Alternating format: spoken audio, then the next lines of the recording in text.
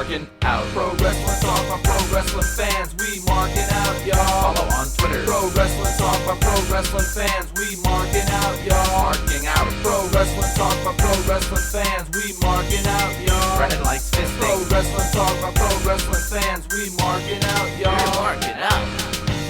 Pro Wrestling Talk by pro wrestling fans. Welcome to Markin Out, Pro Wrestling Talk by pro wrestling fans. This is episode 725. 'Tis the season to be given. So buy a t-shirt at prowrestlingtees.com/markinout.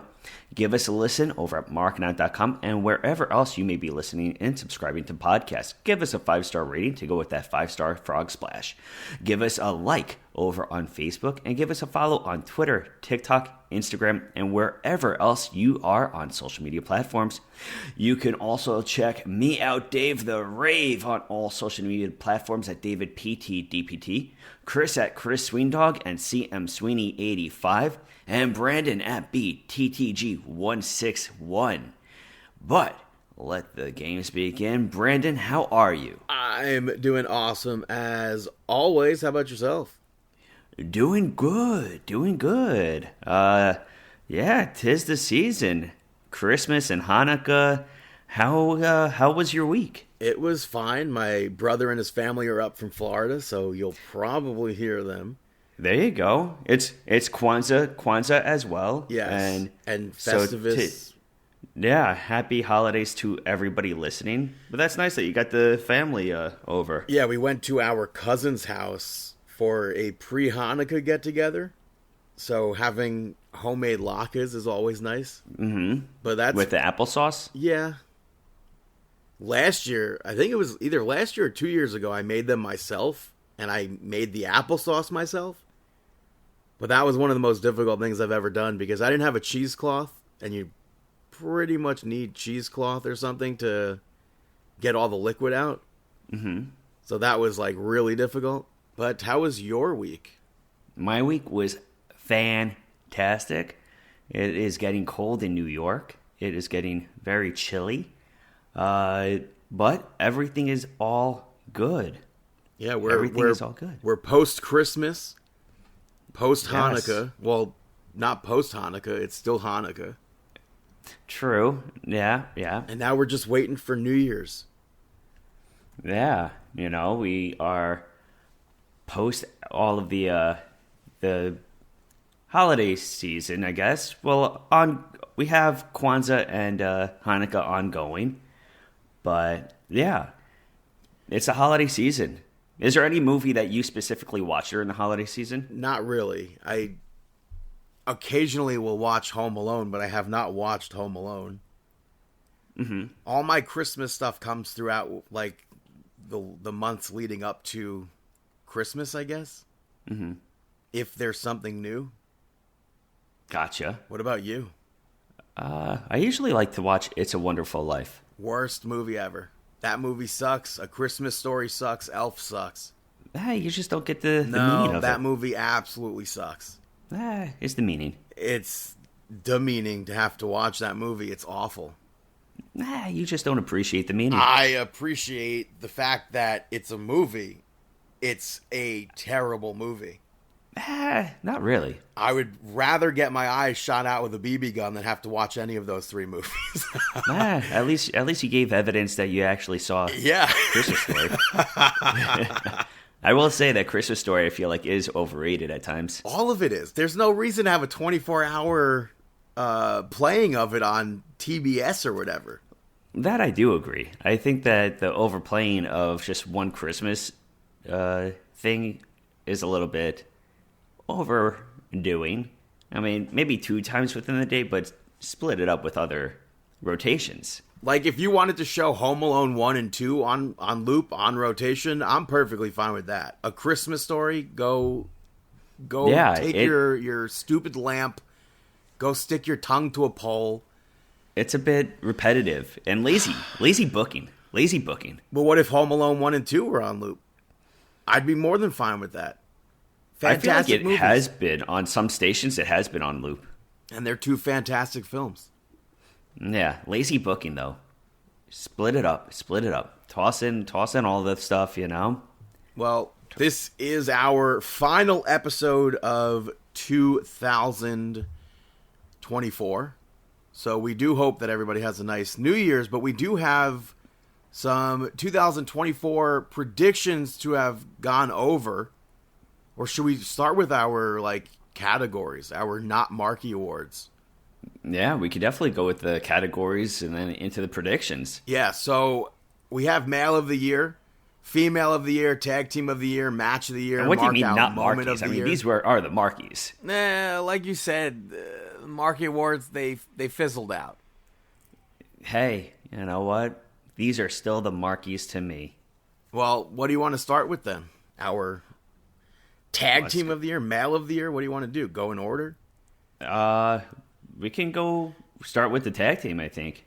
Well, Tag Team of the Year for me, it's very difficult to have a toss-up either between... I'm going to say definitively, I'm going to put my foot down right now. I was very torn. I was going to say maybe the Judgment Day deserves to be there, and I think that's definitely an honorable mention for me. AKA Brandon is too indecisive to actually select one per category. No, I'm going to say it right now. I said it the other week. I think it has to be Fraxium as the Tag Team of the Year for me. Wow. I'm going to go with Judgment Day. Which version? Damian Priest and Finn Balor? No. JD McDonough? I'm going to go with McDonough and Balor. That's been pretty much the majority of the year for Judgment Day. Not as much as Priest with them. So I'm going with that. I'm going with Balor and McDonough as my selection. And then Chris is choosing ABC, Ace Austin and Chris Bay for Tag Team of the Year. You know, bringing good old tag team wrestling to the forefront of everything. So hopefully next year we will have many new and, I guess, rejuvenations of the tag team divisions, because I think that tag team division wrestling has kind of had a stalemate for a little bit. Yeah, and I think especially with the War Raiders being champions again, I think we'll start to get a big push for WWE again, at least. I agree. I think for that the main AEW, rosters, I should say. Yeah, I think AEW needs a new push in that tag team division. I feel like storyline wise they've been focused on so many other places. You know, what's the big AEW Private Party? You know, Private Party has had a great year. I mean, but they have not had a great year. No? They won the titles. I would not say they had a great year. Their first defense, their first match after winning the titles was a goofy match that didn't even make sense. Well, you see, that's where the tag team divisions have to really start to step it up. But talking about stepping up, want to go to Match of the Year? Sure. Match of the Year for me, I'll go first, is Cody Rhodes versus Roman Reigns at WrestleMania. The reason for my selection is I thought that this match was fantastic. The storyline going into this matchup was incredible. The build-up, the suspense. It was a roller coaster ride of emotions. And then I also appreciated the throwback, like with the Undertaker involvement, the Rock involvement, yada yada, John Cena. It was a fun, entertaining matchup for me. So for that, I'm choosing that. And Chris is actually going to choose Cody Rhodes versus Roman Reigns as well for Match of the Year. That surprises me. Yeah. All across the board, all three of us are picking Roman Reigns versus Cody Rhodes from WrestleMania 40. There you go. But I do have to honorable mention two matches. Which one? Bryan Danielson versus Will Ospreay from AEW Dynasty was a very fine match. Mm-hmm. I know a lot of people have that as their number one. And CM Punk versus Drew McIntyre from Bad Blood was a really good match as well. But like you said, everything with that nostalgia that just tied into that WrestleMania 40 match with Roman Reigns and Cody Rhodes, you're not going to get another moment like that. Yeah, it's very rare that you have such storytelling as good as that was, and I guess continues to be to a point. But that culmination was incredible. That was like, you cannot miss television. Right. Let's go on to the male wrestler of the year, where I am going to go with Cody Rhodes. He finished the story. I have Cody as well. Yeah, and we have a three-way because Chris is going to go with Cody Rhodes as well for male wrestler of the year. So all of us choosing Cody Rhodes, and I think that's well-deserving. Well, female of the year. I know a lot of people have Toni Storm on their list. And I think to an extent I would agree, but I have to say Rhea Ripley. I am going to choose Rhea Ripley as well. I think she actually had a almost full year this year. She had some injury setbacks here and there. And I feel like she always does have an injury setback at times, which is unfortunate. But this year, it was the year of Ripley. She was incredible, and Chris agrees with us. Rhea Ripley as his female wrestler of the year. Mark out moments of the year, though.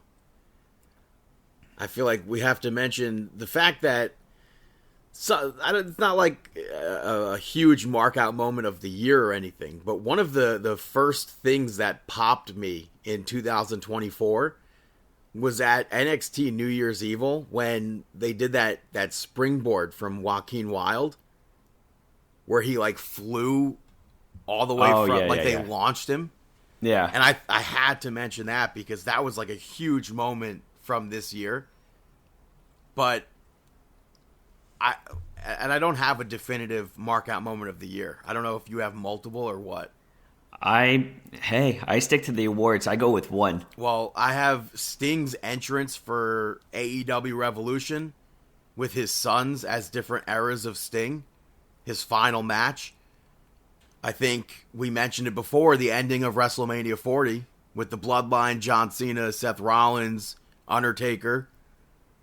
I have to also say Jordan Grace and Ethan Page appearing on the very same episode of NXT. And then NXT having all those crossovers with TNA, with like the Rascals, MSK, Joe Hendry. And then towards the end of the year, Motor City Machine Guns signing with WWE and becoming tag team champions. Choose one. What would you choose? I really can't. Come on, pick one of them. I can't. One definitive mark out moment where you were like, you really, I feel like Sting. I could see you appreciating it, but you not being a big, growing up in that Sting era, I can't see you having as much of a connection. Huh? I grew up in a Sting era. A Sting era. What do you mean? I didn't grow up in like WrestleMania 31 Sting era. Well, you didn't start with his WCW. I 100% did. I saw Sting wrestle live in WCW. But not the American-made surfer. No, not Sting. Surfer Sting, no. So what would you, if you could choose one, try? I mean, you're going to force me to say WrestleMania 40 then. Okay. But it's a huge moment to literally pretty much 20 years watching Motor City Machine Guns and then seeing them get to WWE and then achieve the success that they've achieved. Yeah. And solidify even more so how great of a tag team they are. Yeah, I totally understand that. You know, for me, mark out moment of the year, I'm choosing Cody Rhodes defeating Roman Reigns at WrestleMania. That entire end of the matchup with Seth Rollins' involvement and everybody coming out. I know previously maybe people a few years ago may have bashed something like that, being like, ugh, why are you getting everybody for involved? Different reasons, the Sting and Triple H match, but... Exactly. Like you would I do understand people bashing that because the whole, like, why would the NWO be helping Sting in that way? I agree with you. It didn't make that didn't make sense. But that moment still was really cool to me too. So it was, but I mean, we all know Sting should have won. I believe so. But for me, maybe he was signed on to win the WWE Championship. We don't know. yeah. For me, I am going with that end of the match for WrestleMania. I was a total mark that entire time where I had to. And for Chris, he's going with Adam Copeland versus Matt Cardona, AEW, as his mark out moment of the year. There's a strong connection to Matt Cardona with Chris and the podcast. And then, of course, Edge is one of his favorite wrestlers of all time. So naturally, that throwback to the Edge heads, I feel like Chris has a huge connection with that matchup in general. Yeah. So that was his mark out moment of the year, was Adam Copeland versus Matt Cardona, with Adam Copeland. I believe it was an open challenge. Yeah. So. And All it right. was unexpected, so that was awesome as well. Yeah, totally. So last year we made predictions for 2024 as to who would end the year as champions. We had our predictions as to who would end the year as AEW champion. I said Samoa Joe. I was not far off because he did hold a championship there. It wasn't what I thought, but you Is said he even Adam still Cole. wrestling? What? Is he even still wrestling? He's out injured after going through drywall. I still laugh at that. I still can't believe that's how he was written off TV. But Aye. I guess he went to go film. What is it? Mm-hmm. What is it called? What? He was Sweet Tooth. Oh, Twisted Metal? Yeah, Twisted Metal. That's what I guess that he was written off TV to film that. Ah. So I was can't wrong. wait for season 2. Yeah, that should be very much so entertaining. You were wrong. You said Adam Cole.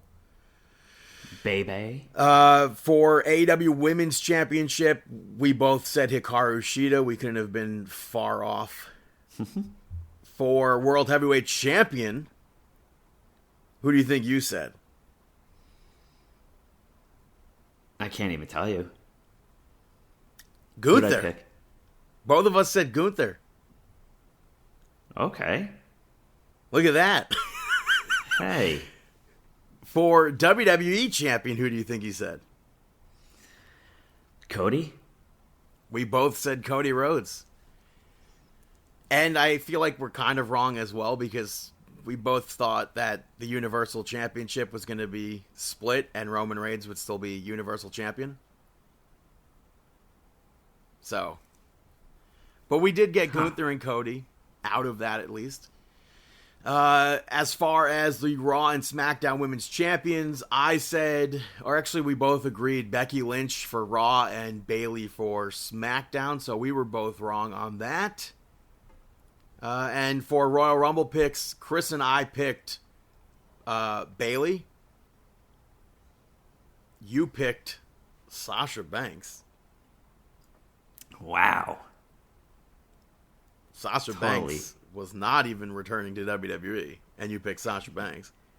Talk about wrong decisions. And then for Royal Rumble winner, Chris picked Gunther.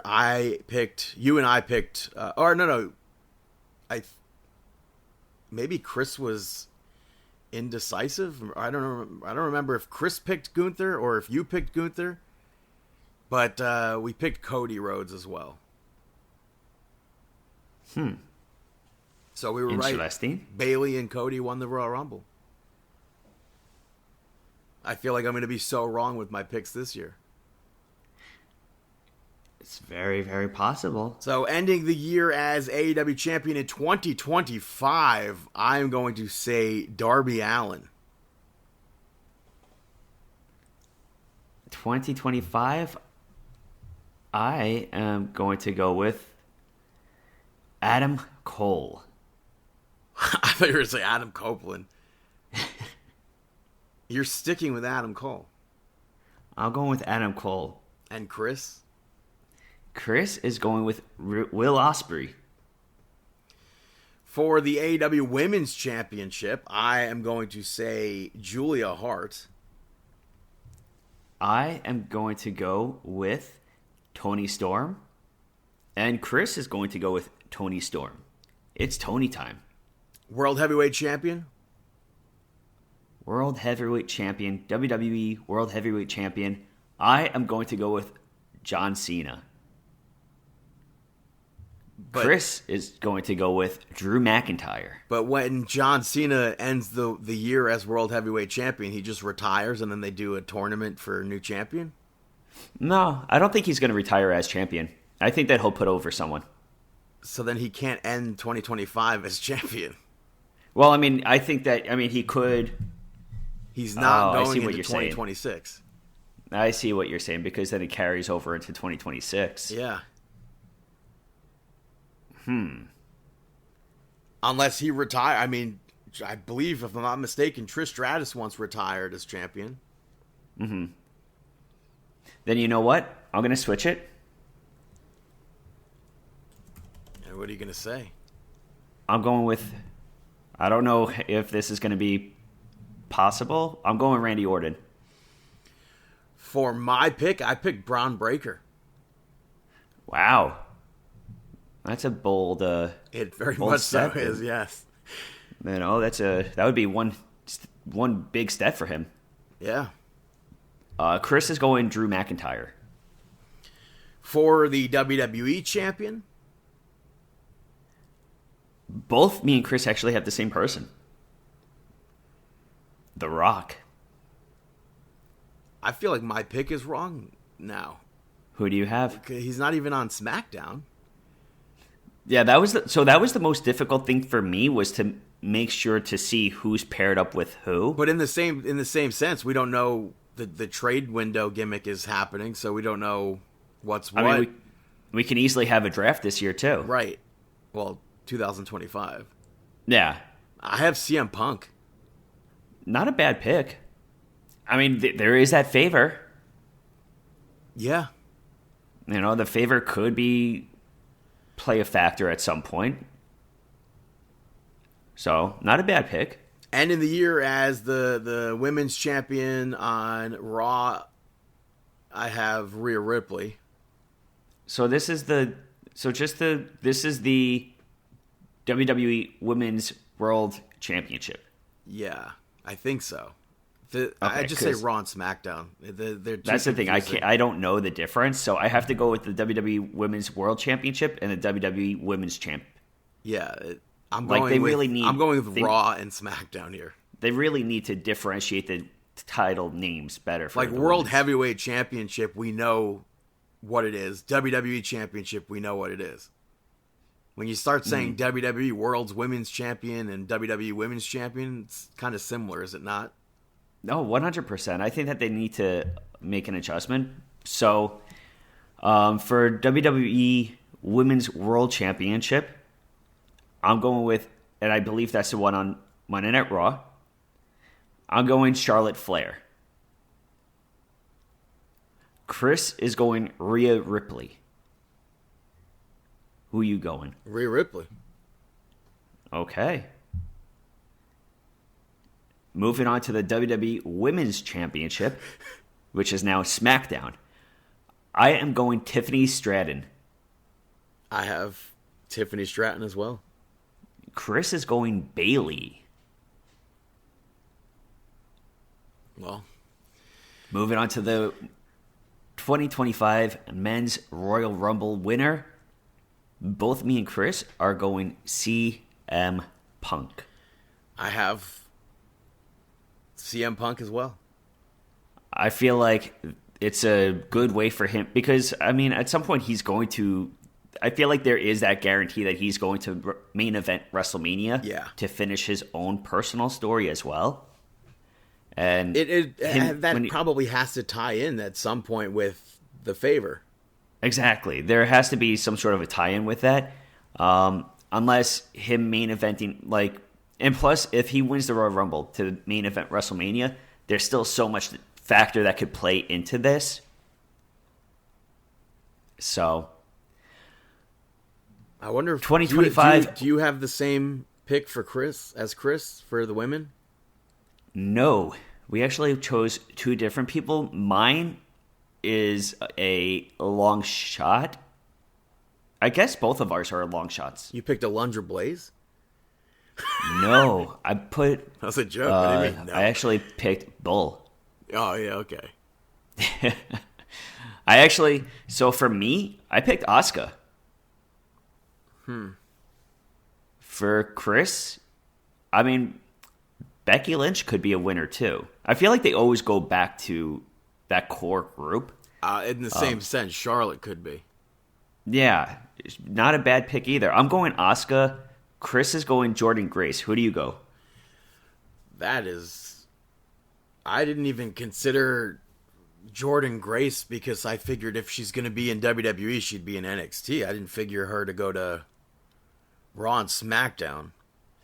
I mean, on the same thing, we have somebody that's currently on the injury list that could come back and make a big statement like we thought originally she was going to, even though she made a big statement, could be Jade. I'm going to say Rhea Ripley. All right. I guess that's the one thing about the women's division that has really improved is that there's so many women wrestlers right now in the WWE that can be made into contenders of the championship. Yeah.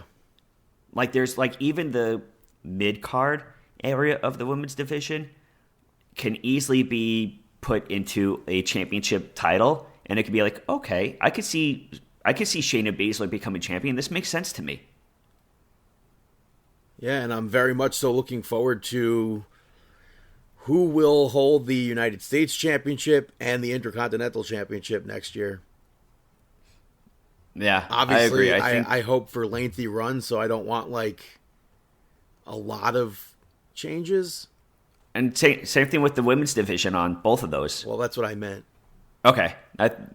So, yeah, for the men's division and the women's division, it's going to be very interesting to see how that plays factor, especially knowing that they usually use those championships to elevate somebody to head into a region. And but I feel like that Intercontinental Championship tournament has me all like all confused now at this point. But we'll talk about that in a moment. Yeah. But that's our predictions for 2025. We can move over to Monday Night Raw right now. That kicked off with Drew McIntyre. And he brought up how it was one person who contacted him when his family member died and when he was I'm going to hold on before you continue. He mentioned that there was one person that was going to that contacted him with his family passing away and everything that he's going through and to check in on him and stuff. Who do you think that one person is? I don't know. The Yes, only you do. person that in my head that I think of is Say it. well, you're reading the internet or listening to Busted Open, so I No, know no, who I'm you're not. saying. Me and you spoke about this. Well, for me, it has to be Sheamus. Oh, wow. No. But in the internet realm, it's The Rock. Wow. I thought that me and you were actually going to be on the same page. Well, you're thinking The Rock, like the IWC or whatever. No. Who are you thinking? And it's going to make sense to you. I'm thinking Karrion Kross. Oh. I'm thinking Karrion Kross, seeing that he's the intersection for so many people, and he's already had that intersection with Drew McIntyre. I think that's the one. So, of the three, who do you think makes the most sense storyline-wise? Storyline-wise, I think Karrion Kross contacted him. You don't think The Rock makes sense? No, I think that, and I was surprised that, Given like, what because Drew I McIntyre heard on Busted is currently Open. doing. Yeah, I mean, on Busted Open, I think Bully or somebody brought up The Rock as that person. And I'm like, it was just a surprise to me. I was just like, It makes so much sense. I mean, The Rock always praises McIntyre.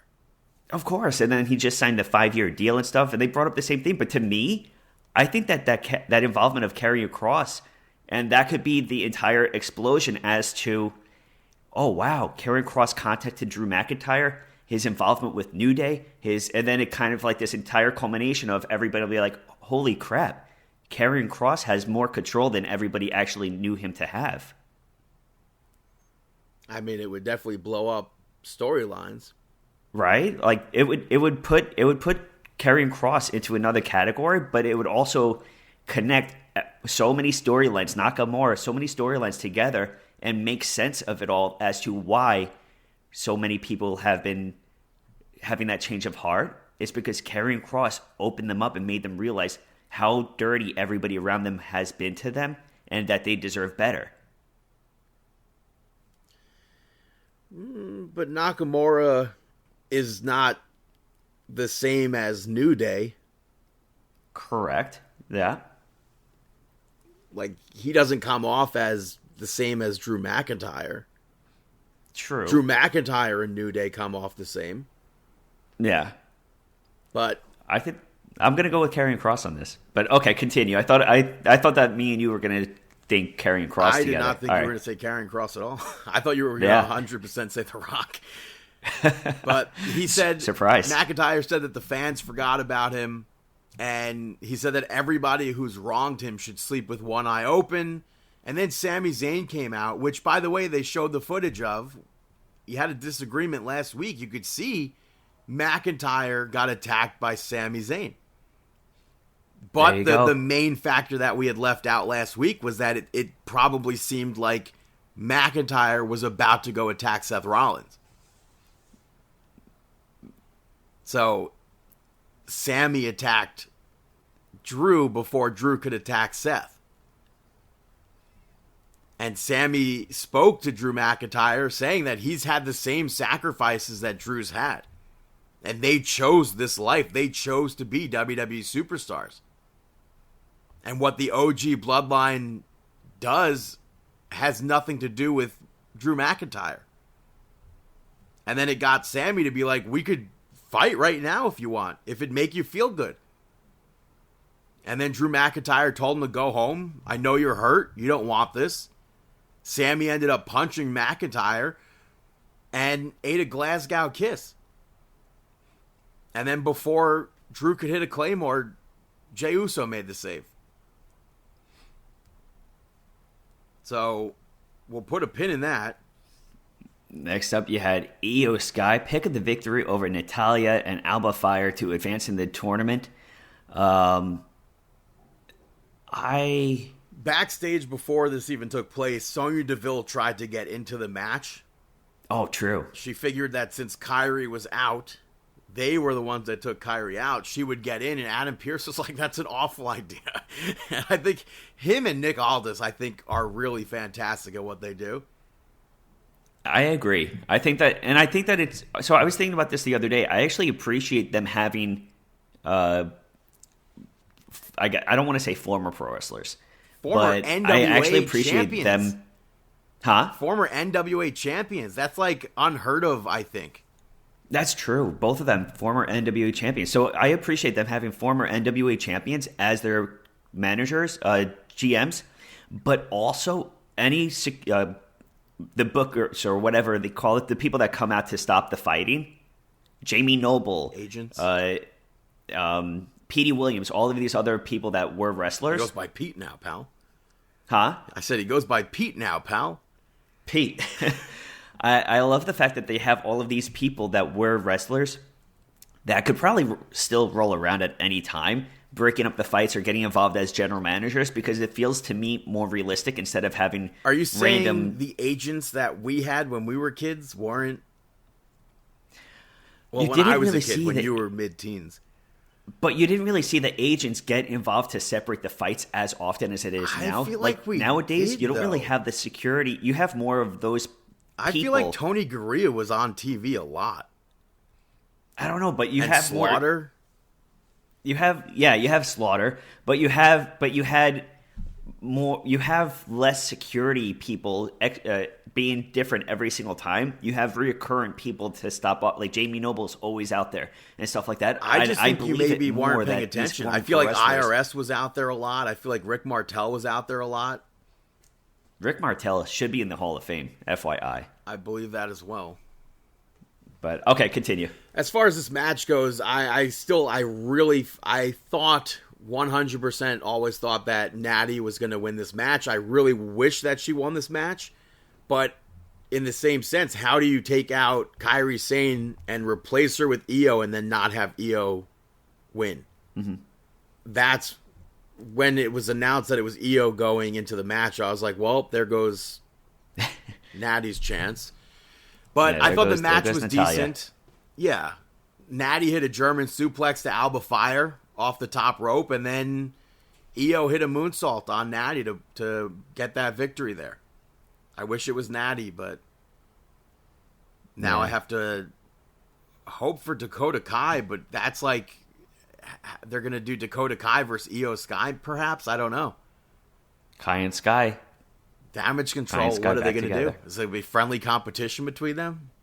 Could be. Not to count out the others, but No. I just feel like I hope it's Dakota Kai that takes home that title. Yeah. Next up, you had Chad Gable pick up the victory over Tozawa. Every time I see Chad Gable in the ring, I keep on seeing him more and more like Kurt Angle. I don't know when they did this to the American-made theme song, but they have the You Suck knockoff You Suck gimmicks in there.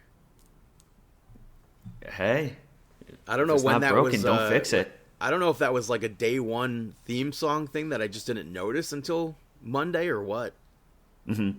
But I like the quickness of Akira Tozawa in this match. Obviously, there was no way he was winning this. We saw Otis get into Chad Gable's face after he cheated, and he slapped Otis. And then Gable got to his knees. He got his knees up when Akira Tozawa went for the senton. And then he hit 3 German suplexes. He hit a power bomb into an ankle lock and picked up that victory. And he wouldn't release that ankle lock after the bell. And Otis basically broke that up.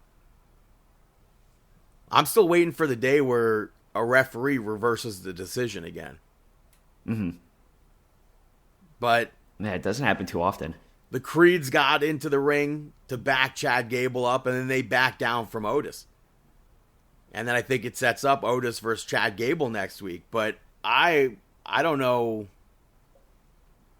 I don't know where this feud is going to eventually lead to. Like, who comes out on top in this? I feel like Otis comes out on top. But I also don't know if they would save it for January 6th. I can't see that. Like, I don't like the Alpha Academy stuff. I feel like the trigger should have been pulled months ago.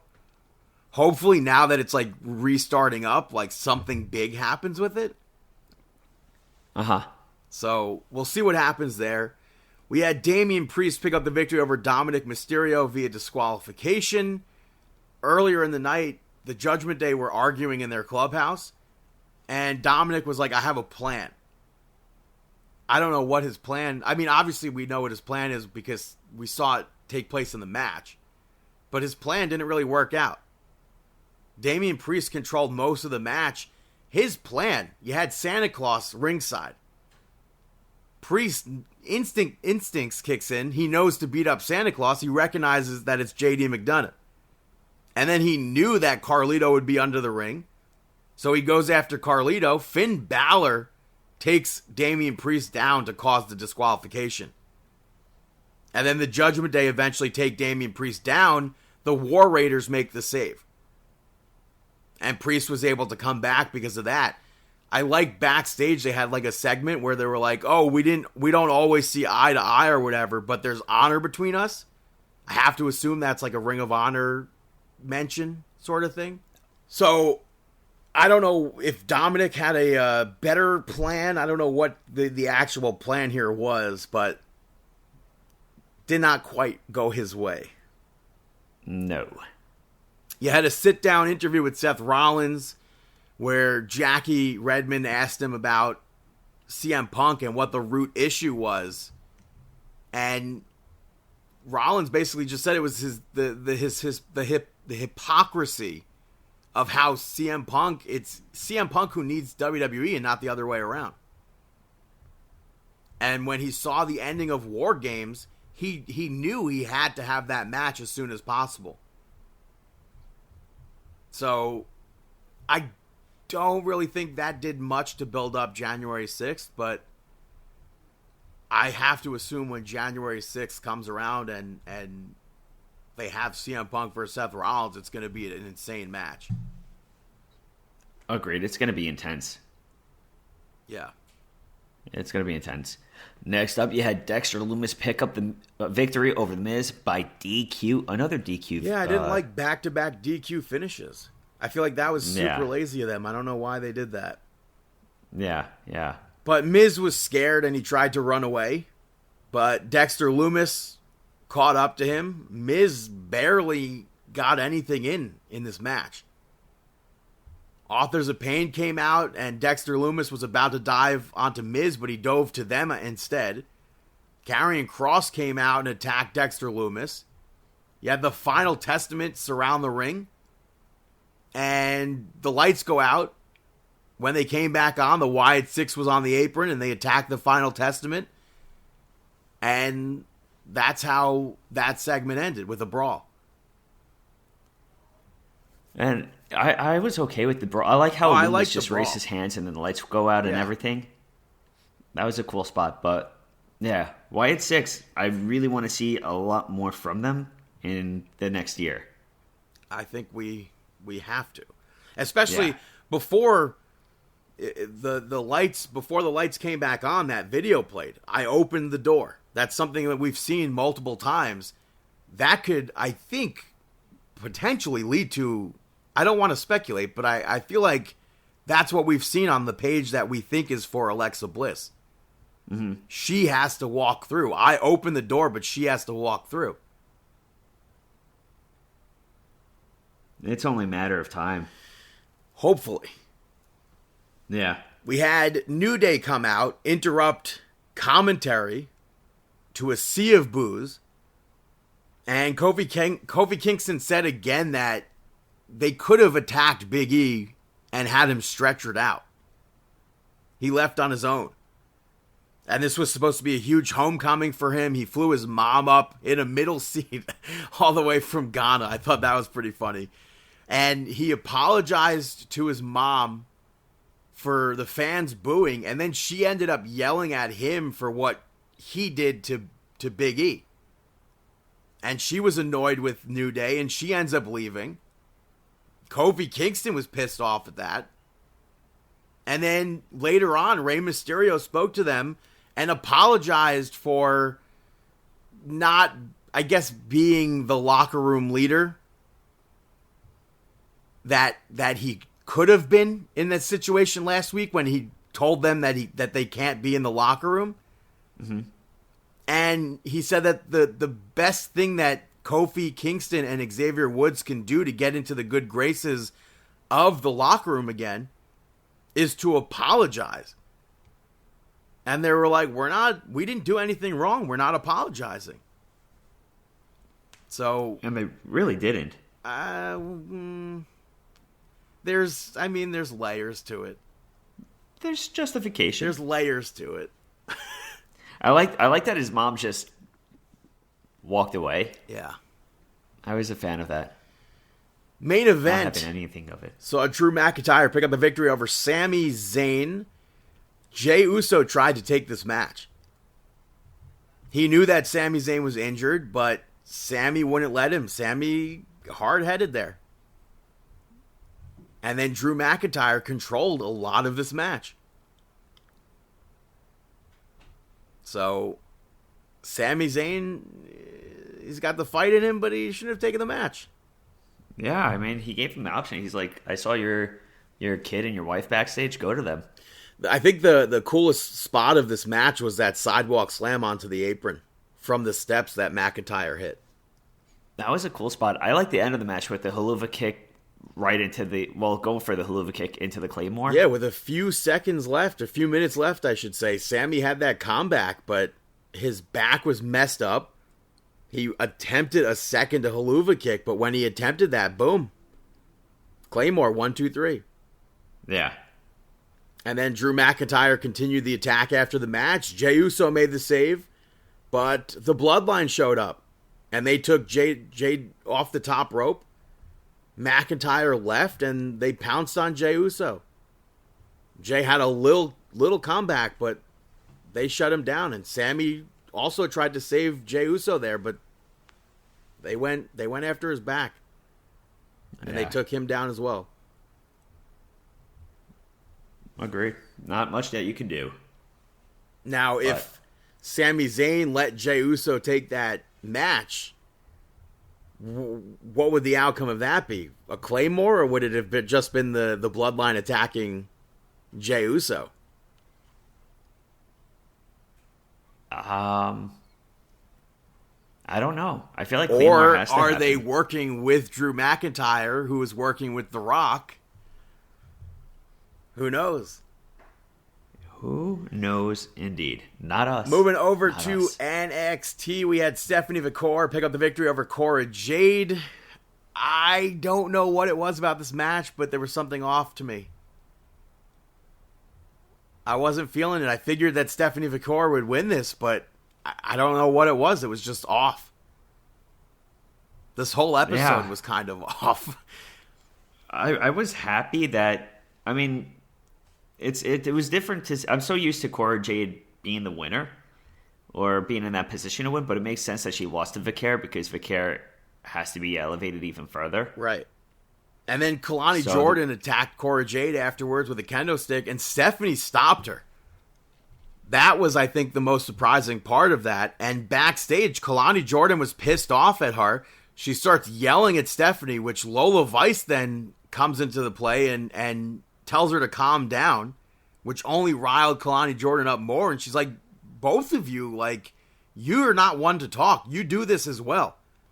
And she told them both to get out of her face. So I don't know if we're going to see a new side of Kalani Jordan in 2025, but it seems like we might. It's very possible. Next up, we saw Alexis King pick up the victory over Charlie Dempsey to win the Heritage Cup. This matchup was back and forth, but William Regal becoming the decision maker. Before the match even, William Regal asked if he can be in Lexis King's corner, and then asked him if he's going to do it. And King was like, yeah, I'm going to become Heritage Cup champion. And he walked off, and William Regal pulls out brass knucks and he goes, that's not what I was asking. And we had this match, like you said, pretty even. Round one was very straightforward, pretty even. Yeah. They held on to one another when the round was over, and King ate a backbreaker for doing that. I think the sunset flip from the top rope that Lexis King hit was nice in this match. Charlie Dempsey, after one of the rounds, stomped Lexis King. Round 3 was a commercial break. Round 4, which I think is very rare to get to round 4 without a fall. And before we get to round 4, I like that in between the refusal to break the holds at times. Yeah. But at one point, they both knocked heads, and when the referee was distracted with Ren Sinclair trying to, like, amp up Charlie Dempsey, William Regal slips the brass knucks onto Lexis King's hand. King gets up and sees that they're on his hand, and he refuses. And then William Regal knocks him out for that. Charlie Dempsey picks up the brass knucks, and when the referee turned around, he saw Lexis King knocked out. He saw Charlie Dempsey with the brass knucks and crowned King the champion. Definitely unexpected, but the real question here is, did William Regal do that to screw Charlie Dempsey, or did he do it because he knew it would get Lexis King the cup? And I don't know, because he looked pissed off after the match. But that could just he could have been Regal pissed off because of Lexis King's really, he had a refusal to use the brass knucks. Yeah, but I mean, so it could have been Regal being disappointed that he didn't understand his question from early in the night when he was just like, "Are you going to get it done?" and everything. And he's like, "That's not what I'm asking," and it could all circle back to that. So there's a lot that could be said with this. Yeah, like I said, I was surprised. It was not an expected turnout. Yeah, I wasn't expecting Lexis King to come out as the winner either. Next up, you had the Unholy Union pick up the victory over Fatal Influence. I don't know if I was a big fan of this match. I feel like it was random having the Unholy Union there. You had Katana Chance and Kaden Carter watching. You had Gigi Dolan, Shotzi Blackheart, and Tatum Paxley come out during the match. They showed Sean Spears and his crew watching this match. There was arguing ringside. And I definitely think that all of that took from this match. I feel like, I don't know, attire-wise, I felt like everybody was almost replicas of each other out there. Like all black? Yeah, like everybody was all black. There was, I think, 75 or 85% of the women out there had some sort of a chain mixed into their attire or fishnets. And it was too many people that the were the same. IWC Nobody complains stood out about to me. that. Huh? The IWC complains about that. Really? All the NXT women have the same chains and gears. Yeah. But I don't think they have the same gear. It just... People have to chains. me, That's what they... nobody stood out to me. I just think that's what gears look like these days. I don't know. But Gigi Dolan got involved, which led to the Unholy Union picking up the victory. Backstage, Sean Spears tried to recruit Izzy Dame again, and she told him to leave her alone, but I don't know. It seems like Sean Spears will eventually get her to join them. They also had a backstage segment with the tag teams, I think leading to Katana Chance and Kaden Carter, and I think Metaphor for next week, if I'm not mistaken. So we'll see what happens with that. That division right now, that tag, like, I don't know. I get that you have to keep the tag team division alive, but I also want the tag team champions to travel to NXT more in 2025. That makes sense. You had Ashanti the Adonis pick up the victory over Dion Lennox, a match that's been building for weeks. Nikita Lyons was out there in Ashanti's corner. He didn't want her out there. And it seemed like Lennox would walk out with the victory here, perhaps. But Lyons got Ashanti's foot on the rope. He reiterated that he didn't want her out there, if I'm not mistaken. And then Adonis reversed the pin into a pin, and she still celebrated with him after the match. I mean, let's also not forget that Adonis almost lost the match if it wasn't for Nikita Lyons. But then it's like, I don't know. I feel like I'm not super into this storyline with what they're doing with Carmen Petrovich. I'm not into the storyline either, but like Lyons putting his foot on the rope to break up the pin for that one time, that does have a lot of meaning. But I don't know if I could buy into the entire storyline either. I have to assume it's going to be like a mixed tags or something. Yeah. Next up, you had OTM pick up the victory over No Quarter Catch Crew, Hank and Tank, and the D'Angelo family in a Christmas Chaos matchup to become the number one contenders for the Tag Team Championships. This was definitely chaotic. I realized, by the way, days later that last week I was referring to OTM as OTC by mistake. Hey, acknowledge him. I was sitting there doing nothing, and it came into my head. I was like, wait a minute. I think I said OTC last week. But That's yeah, this was, like you said, very chaotic. But I appreciate the Christmas aspect of it. I appreciate, first of all, it was snowing during the match. I thought that was awesome. That was probably my favorite part of this. They had snowballs, which it's a funny spot. But you had Hank and Tank doing a bunch of fun double team moves. The Candy Cane Camel Clutch from the D'Angelo family I thought was a good spot. You had Tyson and Tyreek fight Hank and Tank to the back at one point. And then Tony D'Angelo gave Candy Cane crowbars, which they were able to use. But Santa ends up taking out Tony D'Angelo, only to be revealed to be Rich Holland. And then OTM was able to get that victory. So Hank and Tank are starting to win me over. Interesting. I think I have to say more, but they're starting to. I'm happy that OTM picked the victory. I think that OTM has a lot of potential for growth. And I hope that they do win, and I want to see what happens with them. Win what? The championship. Do you think OTM will be taking the titles from Tag Team of the Year Fraxium? I wouldn't put it past. I can't see Fraxium that. has had their division. I can't see that at all. They've had their division within the tag team, and OTM are two mean people. I think if Fraxium is losing those titles, they got to be a huge team or something. I don't think so. I don't think necessarily it has to be. I think right now, off the thought of OTM winning those titles with like their start and stop of a build, I would be very disappointed with them winning.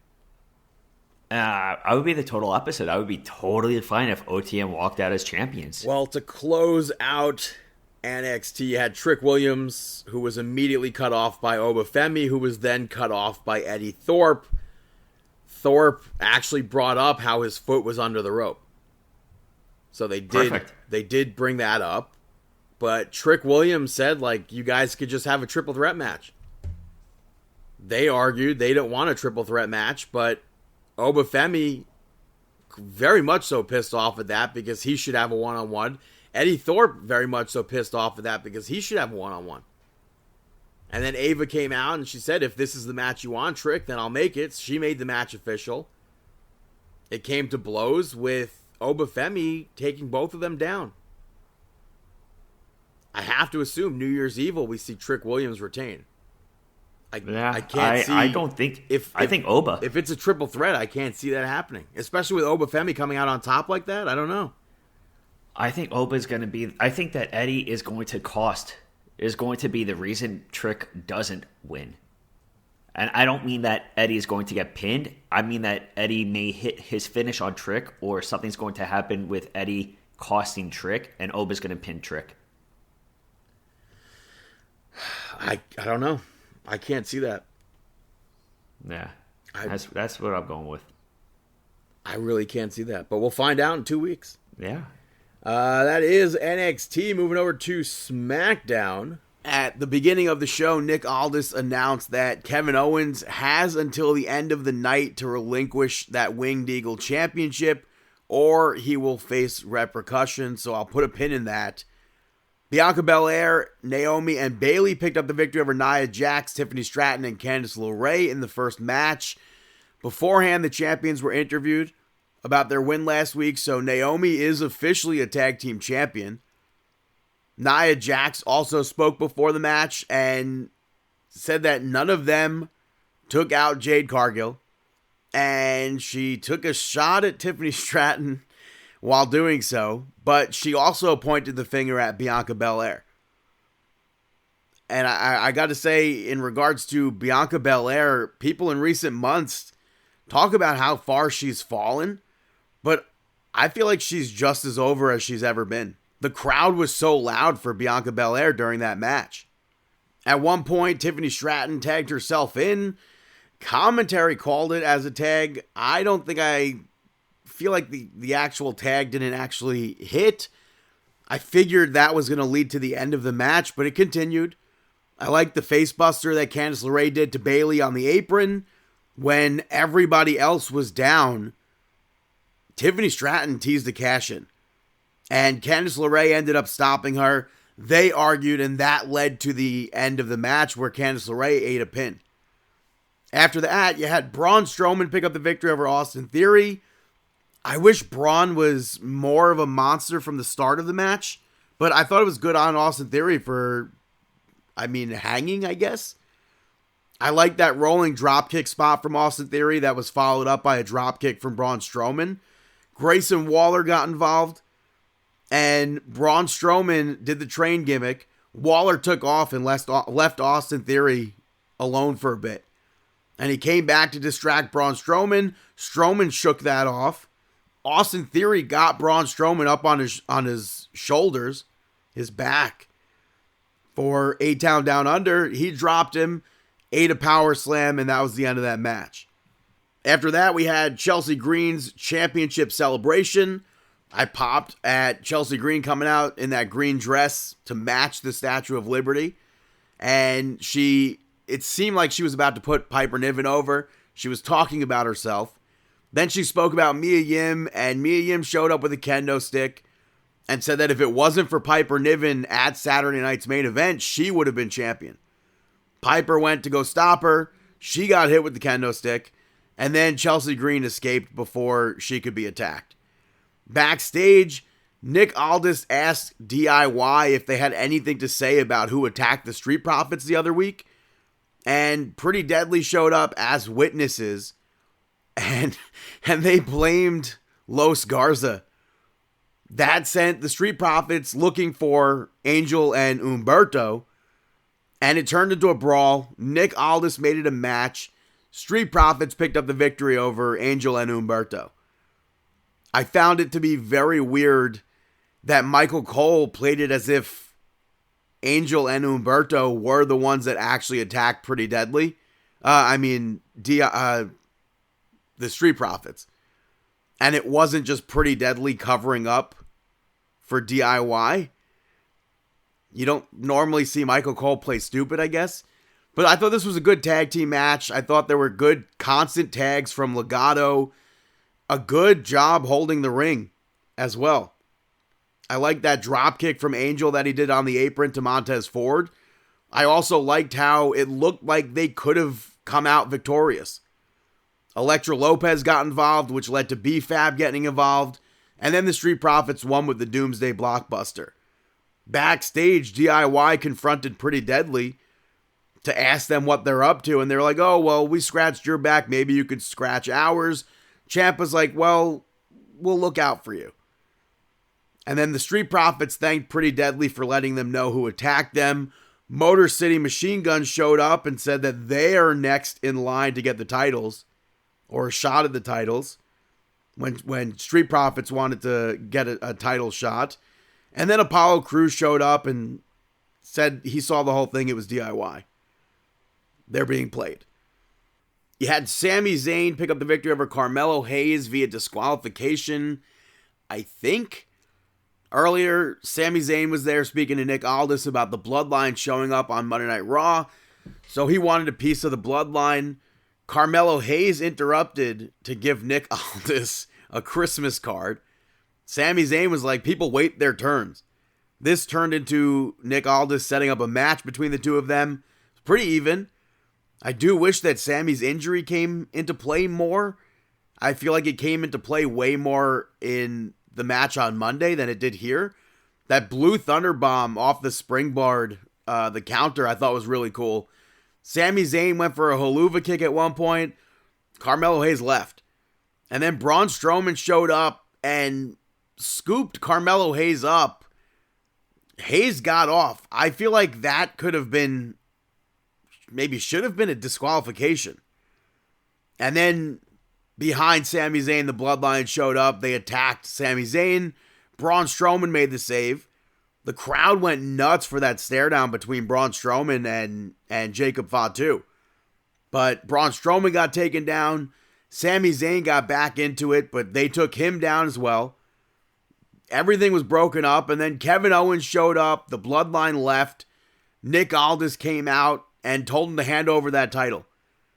And Kevin Owens said that it's the only bargaining chip that he has to get his rematch for the WWE Championship against Cody Rhodes, where a referee can't rob him of a victory.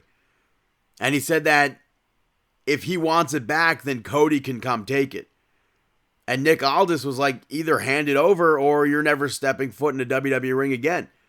And then Cody Rhodes came out. Nick Aldis said, for everybody's sake, stay in the back. Do not come to the ring. Cody's explained he doesn't do this for himself. He does it for the fans. He does it for his mentor, Randy Orton, who Kevin Owens took out. And he's going to be coming to the ring. And it's his responsibility to take it back from Kevin Owens and not Nick Aldis's responsibility. Cody brought up what Kevin Owens said about the match, where a referee can't screw Kevin Owens out of the match, and announced a ladder match for both championships, a la WrestleMania 10. That will happen at Royal Rumble. Cody Rhodes wouldn't shake Kevin Owens' hand after that, so Kevin pushed Nick Aldis into Cody Rhodes, and then he stomped on Cody's neck. And that was broken up to end SmackDown. So I'm definitely looking forward to that match at the Royal Rumble. I mean, thinking of Kevin Owens in a ladder match for a WWE Championship, I think is insane.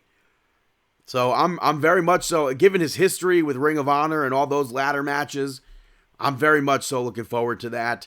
But that is SmackDown. Gonna take a quick little break right now, and I'll be right back here on Markin Out. Yo, this is New Jack, and you listening to Markin Out. Welcome back, ladies and gentlemen, to Markin Out episode 725. Going back to AEW Rampage from last week, it kicked off with the Don Callis family picking up the victory over Mark Davis and Powerhouse Hobbs. Don Callis spoke before the match. I feel like it's pretty similar to what they did previously. I liked the beginning of this with Will Hobbs and Takeshita going back and forth. It was a pretty solid match. Hobbs, I think, was definitely the MVP of this for me. Takeshita hit Mark Davis with the Raging Fire to pick up that victory. You had Action Andretti and Lio Rush pick up the victory over Goldie and Miles Hawkins. You just had them beat Top Flight. What does beating enhancement talent in this situation do for them? I don't get that at all. Private Party came out afterwards. Then Top Flight came out, and as Top Flight came out, Lio Rush and Action Andretti attacked Private Party. They quickly took the titles. Top Flight ended up giving the titles back to Private Party. Not an exciting tag team division right now. You had Willow Nightingale pick up the victory over Harley Cameron. Earlier, Chris Statlander wished Willow good luck in Japan. Penelope Ford also said that she has Harley Cameron's back. For what this match was, I think it was a good match. Penelope Ford attacked Willow afterwards. Chris Statlander came out to chase them off, and then she ended up leaving before anything could happen with Willow. But I think given that it's been only 3 months since their match, this shouldn't be happening at all. The explanation for the heel turn I thought was very, very weak. Why should Willow accept anything so quickly from Chris Statlander? And then on Collision, Chris Statlander picked up the victory over Penelope Ford. I think most of this match was good as well. That sequence from Penelope Ford with the Matrix gimmick and then the Stunner and Poison Rana I thought was very nice. I thought that was very well done. Chris Statlander moved out of the way for the moonsault, and then she hit 2 German suplexes. She hit Saturday Night Fever and picked up that victory. Good ending to that match as well. Mercedes came out after that to give Chris Statlander her match at Worlds End. Then the main event of Rampage saw Brody King pick up the victory over Commander to gain points in the Continental Classic. Commander had just won the Ring of Honor TV Championship at Final Battle, but he loses every match in the Continental Classic for up until that point. I like the ending of this match, but we've been given 0 reasons to care about Commander. So I'll put a pin in that for now. AEW Collision saw the Costco guys hype up the whole show. They were at the Hammerstein Ballroom. Hammerstein was all about that. I'm not surprised, but in a different year, they would have completely been against that. It opened up, though, with Ricochet picking up the victory over Will Ospreay to gain points. The fans threw streamers for Will Ospreay, and they threw toilet paper for Ricochet. I don't think this was still anywhere close to their matches in the past, but it was a lot better than their previous match in AEW. Ricochet at one point drove Ospreay into the referee and then didn't cheat, and I was confused by that. But then Ospreay went to the top rope and Ricochet kicked the referee just a little bit to make him go into the ropes and then crotch Ospreay. I thought that was a brilliant spot. I thought that was a great way to have Ricochet set up to pick up that win there. You had Adam Cole and MJF. MJF brought up how Adam Cole was the one who turned on him. And then MJF made fun of Adam Cole's body and how he's no longer with Britt Baker. And he eventually clapped back by saying that he could talk about MJF's fake hair and how he got his girlfriend hired, but he's not going to do that because they're nothing alike, even though he clearly kind of did that. And then Adam Cole said that he doesn't regret turning on MJF because MJF would have done the same exact thing. And MJF was annoyed and admitted that he was 100% going to turn on Adam Cole. At Worlds End last year, he was 100% going to stab Adam Cole in his back. Then Adam Cole attacked MJF. Security jumped in. Adam Cole took them out. MJF low-blowed Adam Cole. The Kingdom finally ran down to chase MJF off. Later on, the Costco guys came out. They were about to cut a promo, and the Learning Tree interrupted. Chris Jericho then put Bandito down, and he put the Acclaim down. Anthony Bowens came out by himself, challenged Chris Jericho to a match. That'll happen on Rampage, the final Rampage. I'll talk about that, I guess, next week. Costco guys smoked Chris Jericho on the mic there. That was unexpected. You had Daniel Garcia pick up the victory over Shelton Benjamin to gain points in the Continental Classic. Shelton Benjamin completely owned Daniel Garcia throughout this match. Like, completely. I wasn't expecting that at all. I'm not sure why they'd have Daniel Garcia look so weak like that.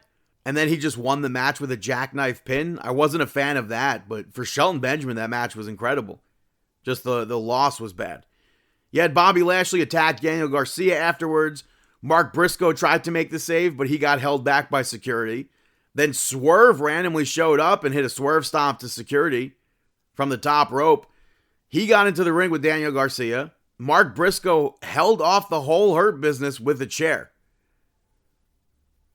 I wasn't a fan of that, but I guess this pushed another match between Swerve and Lashley. You had Mark Briscoe pick up the victory over Black Taurus to gain points. I said last week, why should we care about Black Taurus? Commentary called Black Taurus one of the most successful people in AEW, which it just makes him look worse in this series. Absolutely awful.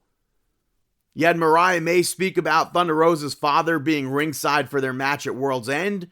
She brought up maybe being Thunder Rosa's new mother. That led to Thunder Rosa jumping her. They brawled to the ringside area before it was broken up. You had Claudio in the main event pick up the victory over Darby Allin to gain points.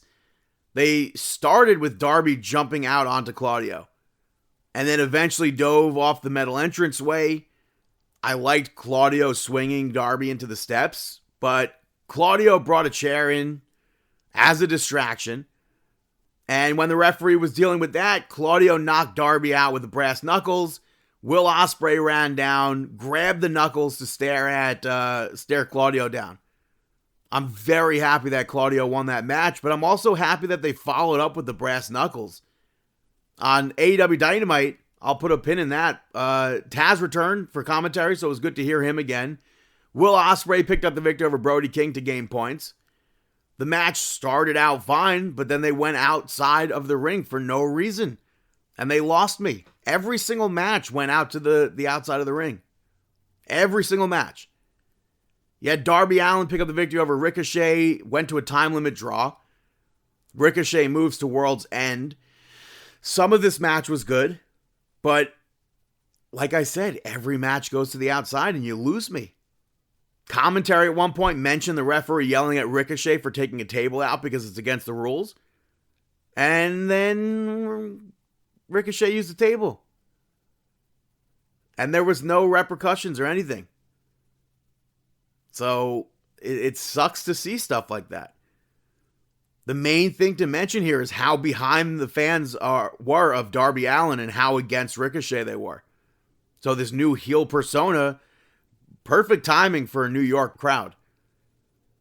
After that, Commander picked up the victory over Claudio to gain some points in the Continental Classic. On his way back to on Darby's way back to the back, he spoke to Commander, whispered something in his ear. The match I thought was very enjoyable.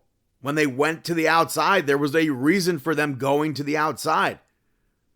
But in the middle of the match, Commander went under the ring. He found Darby Allin's jacket. He took out the knucks and knocked Claudio with them. And then he hit that springboard shooting star press, which was a very unexpected victory for Commander in this series. And I'm glad to see an outcome like that. especially since you don't normally see Commander pick up the victory by cheating. And I'm glad that there was follow-up with those brass knucks between Darby Allin and Claudio. Yeah, the Death Riders jumped Commander afterwards. Jay White came out, slowly walked to the ring. And then Orange Cassidy showed up from the crowd, took out the Death Riders.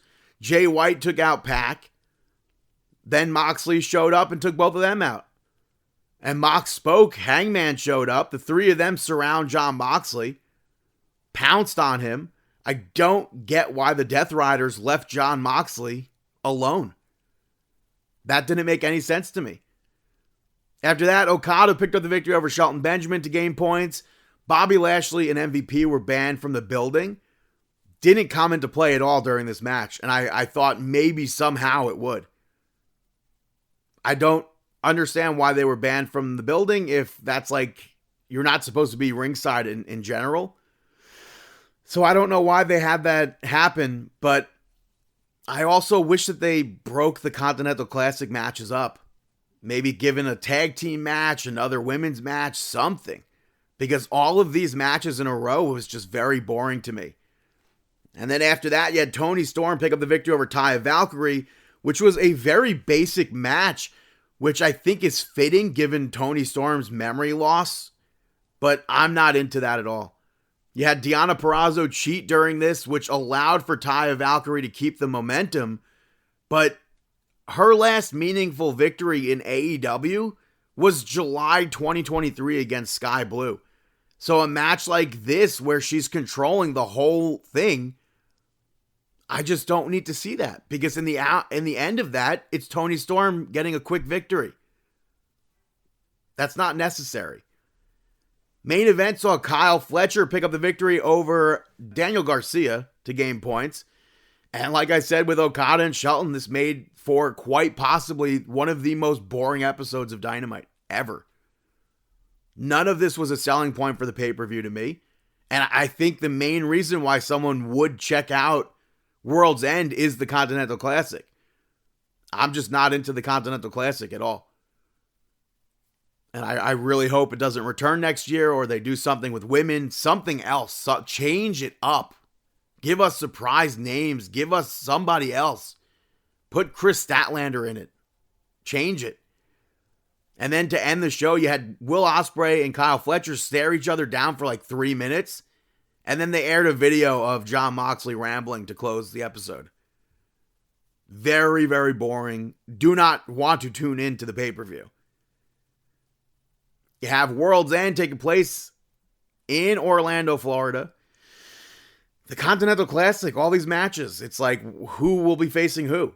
Will Ospreay versus Kyle Fletcher. I'm going to probably say Kyle Fletcher, even though it's probably Will Ospreay. You got Okada versus Ricochet. The only person who I thought should have won this whole tournament was Ricochet. And now I'm not so sure. With this character change, I don't care for Ricochet. And then you have Okada or Ricochet versus Kyle Fletcher or Ospreay. I don't think it's going to be Ricochet winning, but I'm going to say Ricochet in hopes that Ricochet wins the tournament. You have Moxley defending the AEW World Championship against Orange Cassidy, Hangman Adam Page, Jay White. The only person who can win this match is Jon Moxley. The only person. For the Dynamite Diamond Ring, you have MJF defending that ring against Adam Cole. Either the Kingdom turns on Adam Cole or Adam Cole wins that ring. There's no straightforward way of doing this, and I hope Adam Cole wins that match.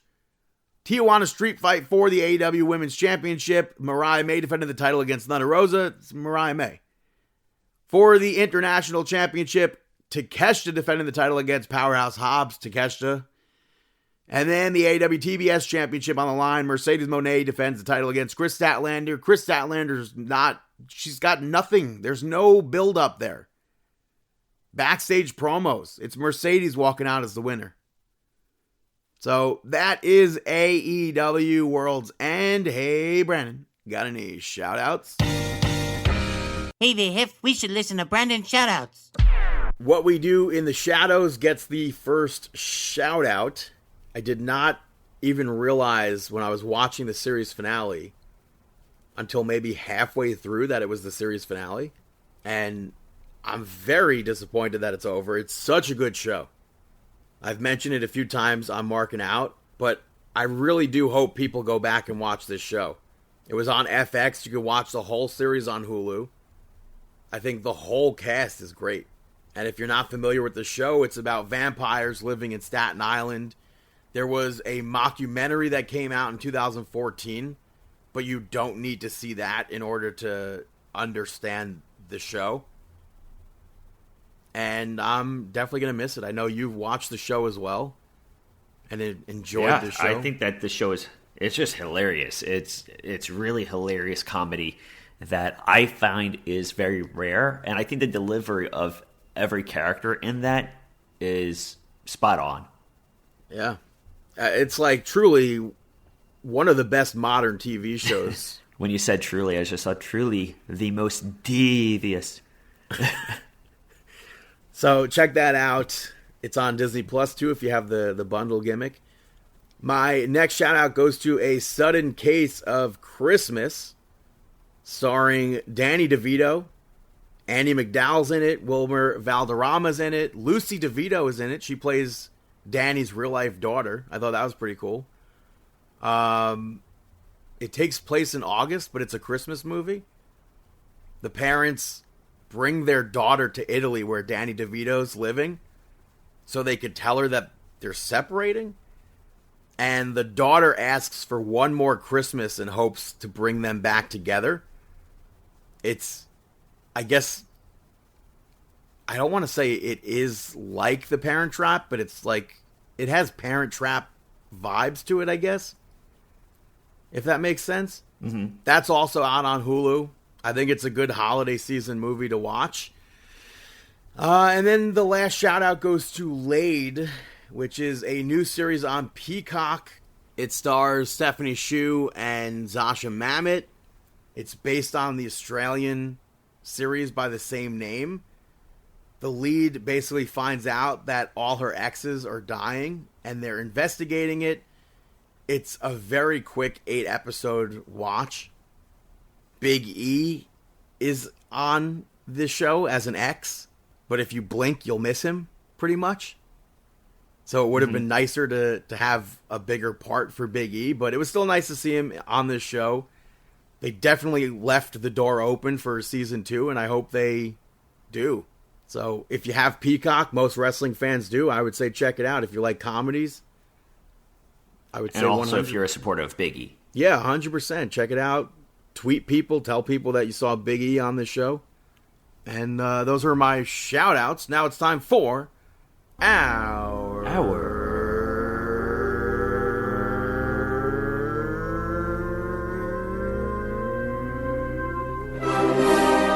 Mark Out Moment of the Week. That is right, our Mark Out Moment of the Week. What do you have?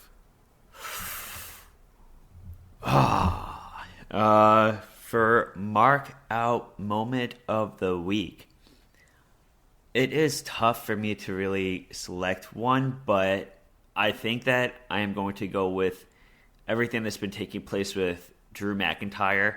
I've really been a mark for everything that he's been doing on social media platforms as well. He's been capitalizing, utilizing everything. I think that I've just been a huge mark for Drew McIntyre recently, so I marked out for him on Monday Night Raw. What about you? Well, it's WWE Vault again, because it's ECW week, and they're posting a bunch of ECW, I guess, Vault stuff. And, like, one of the videos, they've had, like, a bunch of superstars you didn't know performed in ECW, which some obviously I did, some I was surprised to see maybe. Which I don't know if they copied TNA. TNA literally just put a video out recently of superstars you didn't know, or wrestlers you didn't know that participated in TNA, like Johnny Gargano, Ciampa. Obviously CM Punk was on their list. But ECW on WWE Vault, they released a trailer for the match. It was Rob Van Dam versus Kurt Angle at the ECW arena with Dean Malenko as the guest referee. I didn't even realize that they had those shows taped. So if they have that taped, I assume they have all the other ones. They're showing off the full show, which maybe I'll talk about next week as a mark out moment. But it was really cool to see footage of Kurt Angle and Rob Van Dam with Dean Malenko as the guest referee. It's also one of Kurt Angle's final matches before he went to TNA. That's pretty cool. They also showed off in a short on YouTube the never-before-seen ECW championship that WWE was going to use before settling on the big silver one that they went with the Phoenix on it. A lot of people are trashing this championship. Did you see it or no? Which one is this? The ECW one that they were like... Yeah. I saw it. I thought it looked really cool. Like, as a world championship, I get people being like, oh, this is like not it for me. But as an ECW championship, like as an actual ECW title, I think it mixes what ECW used to have and kind of looks like a Ring of Honor title to me with how it's silver with the red and black. I don't mind it. People are like, really, like, thank God they didn't use this title. It has the barbed wire. It has chains. The background to me looked like it was steel steps. Yeah, it was like a steel plate or whatever. I thought this looks like, if I'm picturing a custom ECW title, that's pretty much, there might have been different colors used, but that's literally the color scheme that WWE went with for the revival of ECW. I agree with you. I was totally fine with that. I loved it. Yeah, I was shocked to see how many people hated that title. Shocked. It made no sense that it was getting that much hatred. You can't please them all. Or hate, I should say. But yeah, those are my mark out moments of the week. Like we said at the beginning, we really hope you guys have a happy new year. We want to thank you for sticking with us or returning in 2024. We hope to see you in 2025. We hope you're Thank you for listening. leaving comments on the website, too. Yeah, and you can check us out on Twitter at Markin Out, at BTTG161 on both platforms. Chris Sweendog, CM Sweeney85, David PTDPT, Facebook.com/MarkinOut, YouTube and Instagram are MarkinOut11, TikTok at Markin Out. You can go to ProWrestlingTees.com/MarkinOut if you'd like to support us in that way.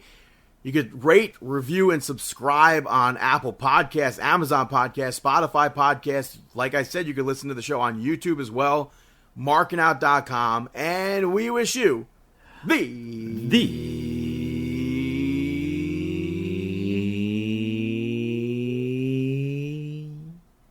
best of luck in your future endeavors. Have a fantastic week.